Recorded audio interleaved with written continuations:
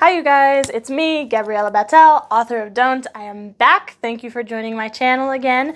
I have a fun one today. At least it's going to be fun for me. I hope it's fun for you. I actually got it from another booktuber, the Book Leo, who I love watching. She's awesome. And she did this awesome fun thing where she took all of the books that she read in 2023 and kind of did like an Oscar Awards thing. And I was like, I want in. I want in because I read a lot of Oscar-esque deserving books last year. And so, again, late to the game after hiatus, but I'm here and we're going to do it and it's going to be fun. Got my little pen here since I don't have a microphone, but it's pretty. Look, it's cool. So I'm going to be speaking into this and we're going to have fun with it. Again, the Book Leo was the one who came up with this, so thank you, Leonie, for the idea. And I did take a lot of the questions that she used, but I did replace a couple and add a few more, and we can get going. But before we do, super quick before the awards begin, if you could like this video and subscribe, I would really appreciate it. That helps me so much if you click subscribe and hit that little bell icon so you get notified every time that I post a new video, because then that lets me bring you more videos, more stories, more all kind of fun, bookish goodness stuff that I love sharing with you guys. So I would appreciate that. And now let's get going. Start out with the awards. The very first one is going to be character design. Which character in all of the books I read was the most creative, was the most well-designed, and gave me just the best feelings overall. Our nominees today are Chennari from Her Radiant Curse. This young woman has been cursed to have a face like a snake, but she is beautiful and strong and just a warrior princess otherwise. And even in the face, she's a warrior princess. She's amazing. Second up is Kaz Brekker from Six of Crows. This young gentleman runs a gang. He has a limp from a broken bone, and so he walks with a cane with a crow's head, but let me tell you, that cane and that leg never stop him from just being awesome. Nikolai from King of Scars, who by all appearances is just a charming, beautiful young prince of Ravka, but by night he winds up turning into a demon creature. He's got bat wings, he's got fangs, he's got claws, and there's nothing more beautiful than that. Fourth up, we have Rami Mirza from Babel. He is an Indian transfer student to the Translation Guild of the University of Oxford in the late 1800s. He is tall, and as R.F. Kuang, the author, says, dusky skin and the longest eyelashes that the main character has ever seen. I read that and I was mad that I had not yet come up with the idea of calling someone's beautiful skin dusky. And last up, we have Scythe Goddard from the book Scythe. He is the only antagonist on this list, and he is quite evil, but he dresses splendidly. He's got blue robes with sapphires all over it. I'm going to give it to Nikolai, my boy, my prince with the bat wings and the claws and the fangs. When he turns into a demon, there is something about it, even though I love Chennari Snakeskin. So congratulations to Nikolai Lantsov for winning Best Character Design. Now let's move on to the next category, which is going to be Best Vibes. We'll start with Babel, which gives us very dark academia vibes, these incredibly unsettling, suspenseful, I know something is wrong in this system and it's quite obvious what it is, but this school is so unbelievably rich, while adding a touch of beautiful magic and academia. Second, we have Carve the Mark. Incredible mix of space and fantasy vibes. Just absolutely chilly and soothing and beautiful, but dark and powerful and absolutely mind-blowing, absolutely just epic in all of it. This is epic fantasy set in space. Third up, Her Radiant Curse. This one we have a jungle vibe. It is set, I believe, in a kingdom that is reminiscent of Southeast Asia, and there is all kinds of just jungles and tropics, and still that fantasy, still that Chennari is a warrior princess, and you get all those vibes wrapped in one. Fourth, The Ones We're Meant to Find. This one has Doom vibes. They're very subtle Doom vibes. You just know everything is collapsing minute by minute. It's on the verge of insanity, but it still feels so crisp and clear-minded. The two settings are absolutely different. You have a dying futuristic world and you have a lone island, and it all comes together and just gives you that same feeling of heartbreak and dread. And last up, we have Sefik, which just gives all kind of vibes. There's apocalyptic vibes, like everything is just destroyed and the world is hanging on by a thread. side, you have dingy, dungeony, dark vibes with a little touch of fantasy. It's all very just like dark and very grungy, but at the same time there's a snippet of hope somewhere in there, a snippet of hope through all this like dirt and dankness and grayness, and it's wonderful. Setting alone, I have to give it to Safik. The world that this is set in, which is actually like a sentient, futuristic dungeon that looks like an ancient, grungy dungeon, that setting alone is enough to just make me happy. So congratulations to the winner of this category, Safik. Next up, the category of books that made me cry. Now, none of them actually made me cry. But they did get me very, very close. I did get very close. So if there's ever a book that actually makes me shed tears, congratulations to that book, because I don't know why, but it's just, I always get so close, but never quite spill over, and I'm hoping I'll read that eventually. But for now, this year we got some that were pretty awesome, and those are Babel. I was devastated. I think I was a little bit more angry. I was a little bit more shocked, but it was devastating. So I was very sad. The Ballad of Songbirds and Snakes, a huge emotional impact. The Ones We're Meant to Find, I did choke up. The Lost Girl, it was so powerful. It was so beautiful. But when I got to Her Radiant Curse, my eyes literally watered. They literally watered. It was crushing. I was crushed. So, congratulations to Her Radiant Curse for winning the Made Me Cry category. Next up, we have the non-human love interest category. I'm going to tell you a little story. So when I was coming up with the nominees and the answers to this, I thought, I don't read books where the love interest is not a human. I'm wrong. I do read books where the love interest is not a human, and I was stunned. I found a good handful. I did not find enough for all of the nominees, so what I did was I expanded the definition a little bit so it includes superhumans. So it can be a non-human love interest, or it can be a superhuman, say a wizard or a fairy, or fairies actually aren't human, but it's just a superhuman love interest. Chidori and Hokusai in Her Radiant Curse. Chidori is, as mentioned, she is a human, but she's cursed to have the face of a snake, and Hokusai is a half dragon, half demon, but he takes the form of a human. Imani and Cain in Spice Road. Imani is human, Cain is a genie. He's a genie, and he's my genie. Jude and Cardan from the Folk of the Air books. Cardan is a fae. In fact, he is, no spoilers. I was about to spoil something. Nikolai and Zoya from King of Scars and Rule of Wolves. Nikolai is human, but he can turn into a demon, and Zoya is magical. And she winds up getting some awesome capabilities as well. And Ren and Theo in A Door in the Dark. They're both wizards. I am going to have to say the winners are Nikolai and Zoya.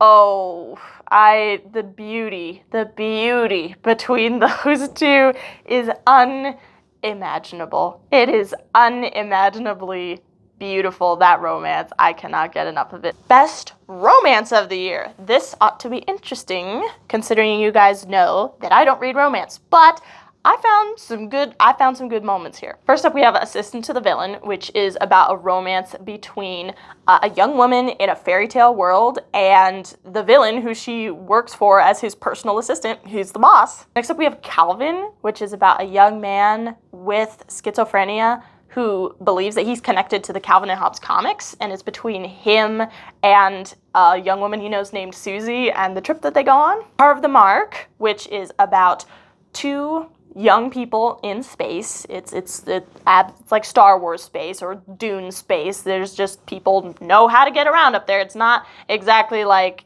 earthy sci-fi where we're trying to explore up there. Nope, it's pretty set in stone, and everybody has their own cultures and their own planets and languages up there, and they are meant to be sworn enemies, but they wind up loving each other so much. The Davenports, which is about a series of romantic escapades between four wealthy young African-American women in the 1900s. And 100 Days of Sunlight, which follows a young woman who has temporary blindness and the young man who helps her get out of a depression and realize that she can really enjoy the world around her even without her sight.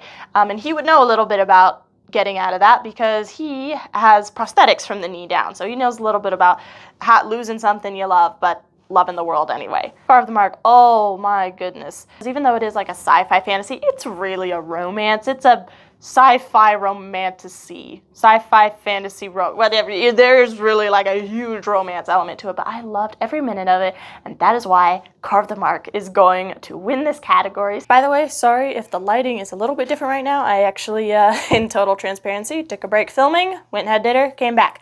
So, anywho, back to our next category, which is Best Main Male Character. Here we have Hoodie Rosen from The Life and Crimes of Hoodie Rosen by Isaac Bloom. I thought that kid was hysterical, such a sense of humor, and felt so real. It was like, if you could find his phone number, you know, you could have a call with him, you could talk to him on the phone. Nikolai Lantsov from King of Scars. I love Nikolai with my heart and soul. He, again, has a heart of gold, the weight of the world on his shoulders, but maintains a sense of humor and maintains a sense of kindness, and there is the whole world inside of him. Kaz Brekker from Six of Crows. Kaz Brekker is like the reverse reaction of Nikolai Lantsov. He is, again, has the whole world, his whole world on his shoulders. Has a heart of gold deep down, but instead of like reacting with this nobility and this, I am going to run this kingdom and do what is best for everyone, Kaz Brekker buckles down and is like, I'm gonna do what's best for my own, and anyone who gets in the way, So yeah, there is an extreme protectiveness, an extreme does what needs to be done about Kaz Brekker, which I just enjoyed reading so much. But again, only because then underneath that there is this heart of pure gold deep down underneath. Rowan, can't remember his last name, from Scythe. I liked him. I thought he had just this heart of gold and such a strength about him, being a junior Scythe. And then there's Robin Swift, who, if you see my ranking the books of 2023 video, I said that he and I have the same mind. It is like someone took my mind and put it into another character in a book. So if we sat across from each other, I feel like we could just spend every moment of every day with each other because we just get it. We just get each other. There's just this immense desire to make things right, to just like, just pull it all together. Robin Swift, I've got to give it to Robin Swift because he is so relatable to me because it is, again, my head. It's like, so I would read the book sometimes and Robin's thinking and I'm like, I've had that precise thought before. So I have to give my Kaz second place. I had to give my Nikolai third place. I don't know how to do this anymore, but the winner of this category is Robin Swift from Babel. Next category, we're getting close to the end, is Best Female Main Character. And the contestants, the nominees, lost it there for a second. The nominees are Bianca from Sunkeep Rising, and she is a teen mom who, like, at every step, people are telling her to remove her baby from the picture. Before the baby was born, after she's born, she's trying to grow up, and Bianca won't do it because she loves that baby, and she will do anything, sacrifice anything for that baby, and I love it so much. I love her and her baby girl so much. C from The Ones We're Meant to Find. She is such a good big sister. You remember how I was talking about there are two different vibes in The Ones We're Meant to Find? One is like doomsday-ish, and the other one is an abandoned island. Well, C is on the abandoned island. She has no memory except that she's got a sister, and she is doing everything to get off of that island to go find her sister, and she's so good. I don't love every single thing she does all the time, but there is just drive and this determination and this like untamable love for her sister in there. Chennari from Her Radiant Curse, who again protects her sister. Have you noticed a theme here? I love protecting little baby daughters or little baby sisters. Shannon from Such a Good Liar. She is such a driven character. She's so smart. Her mom was murdered and she uses her wits to wind up infiltrating the people and the luxury and doing her best to get justice, and it is such a good storyline. I love following her. Celie from Unseelie. Seelie is a changeling, and although the word is never used in the book, it is used like in the blurb in the description by the author, and she's autistic, and it is so good to just like get in her head and just she really does. She feels so real, and I love her relationships with the other people. It is beautiful to watch. Now I know the lighting's different because my camera died and I had to let it charge. This video does not want to be made, but I am going to film it anyway. We had so many good female characters this year. Okay, I am actually going to give second place to Bianca and first place to Chennari, only for the fact that Chennari was the only one who brought actual tears to my eyes. All right, second to last, but certainly not close to least, is best female side characters. And we have Jenny from Swarm, who actually, I'm gonna say it, is a lot like my character, Mercedes from Don't. The two are alike, down to like specific details where I was like, why do we have the same brain? Like, why does the author, Jennifer Lyle of Swarm, and why do we have the same brain and came up with the same character? I was quite impressed. I loved watching Jenny. Just tough. Being there for her friends, taking care of what needs to be taken care of. So selfless in the midst of carnivorous butterflies attacking the world. Jing Sin from Thieves Gambit. Such a great, unique character inside Thieves Gambit. Awesome thief, great supporter, treats our protagonist so well, has a great attitude and personality of her own. I loved her so much. She was good. She was good to watch. She made me happy. She made me feel safe almost. Like if she was my friend, it's like, all right, we got this girl. We got this. Timmins from A Door in the Dark. This girl is tough. She's always there for her best friend, always trying to help the protagonist, give her an advantage, do what she needs to do to support her, and she winds up being thrust into this situation, which is not what she's used to. I mean, this girl, let's face it, she is used to the city, she's used to accommodations, even a bit of luxury, should we say, and then she gets thrown out into the forest, but she handles her business. It's not always easy for her, but she handles it, and she is so good. Last two. If you'll excuse me, I'm about to compare to my characters again. Olani is just like Venus from my book. This girl has a goal and she does not let nonsense get in the way. She corrals everybody and keeps them on track. She's not hard, she's not harsh. She knows how to survive, and she's gonna make sure everybody survives. Stacy from The New Girl, who, you remember how I said that Jenny from Swarm is like Mercedes. Well, Stacy is like Mercedes more. She is even more like Mercedes. Like, aside from a few like details, the personality is just like Mercedes. I mean, doesn't take nonsense, doesn't give 2 cents, is so supportive, and there for the main character. Takes care of what needs to be done. Wicked smart.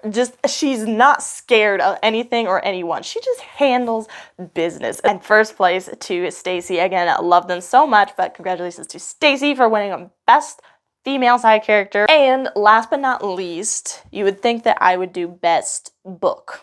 But the thing is, I already did a video where I ranked all the books, so I don't want to make you watch that twice. And besides, I'm a thriller writer, and so I want to leave you in some good cliffhangers. This category is going to be best twist of the year. Now, the way that I'm ranking this is not how much I liked the twist.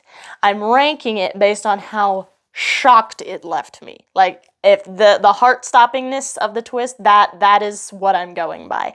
And so, obviously I can't tell you anything about it. You're just gonna have to take my word for it and possibly read the book. We have The Cruel Prince. I didn't see this one coming at all. More like, whoa, nice trick. I like that. It was not the same, like, you know, heart-sinking, stomach-sinking, what just happened. It was a different kind of twist. It was an awesome twist, but a different kind of twist. Tag You're Dead. I got played. I got tricked. So mad at myself that I didn't see that, but it was so perfect. It's like you got lured in and made comfortable and just brutalized. As Good as Dead. Not only had I not seen it before and didn't think that any author would do this to me, but I was livid. I was livid. I saw how much of a messed up form of poetic justice it was. It was good.